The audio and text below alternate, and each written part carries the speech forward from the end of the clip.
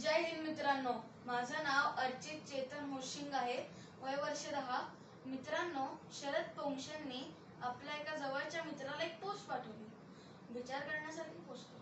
अरे 4 ते 5 दिवसात वेडवाण्याची बाई आली आहे. एक तर कोरोनामुळे सगळे आपल्या घरात बसलेत. कसा वेळ घालवायचा, कसा टाइमपास करायचा काही सुचतच नाहीये आणि असे अनेक प्रश्न पडलेत. अजून काही दिवस असंच घरात बसायला लागणार आहे.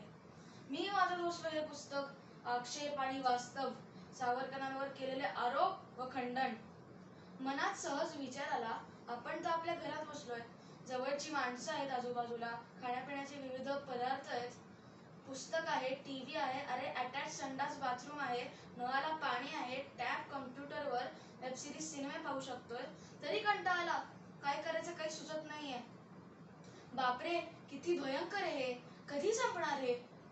मग सावरकरांनी केवळ देशासाठी 7x11च्या अंदमानच्या अंधेऱ्या कोठडीत आणि आत्ता सांगितलेल्या कुठल्याही सुखसोयी नसताना आणि गळ्यात आणि पायात साखळदंड आणि खाण्यापिण्याची व्यवस्था अत्यंत वाईट हो, आणि त्याच कोठडीत संडास लघवी करायची, वरून काथ्या कुटायचा, कोलू फिरवायचा, नजरेला एक माणूस नाही, बोलायला कोणी नाही, आणि अत्यंत घाण दिवस होते ते. आणि असेच त्यांनी 11 वर्ष काढले, म्हणजे 96,360 तास केवळ देशासाठी. त्या निमित्ताने हा विचार करा मित्रांनो. मनात सहज आलं म्हणून शेअर केलं. आणि सावरकरांवर एसी मध्ये बसून गलिच्छ आरोप करणाऱ्यांना आणि हिंदू द्वेषाच्या कोरोनाने पछाडलेल्या लोकांना काय बोलणार.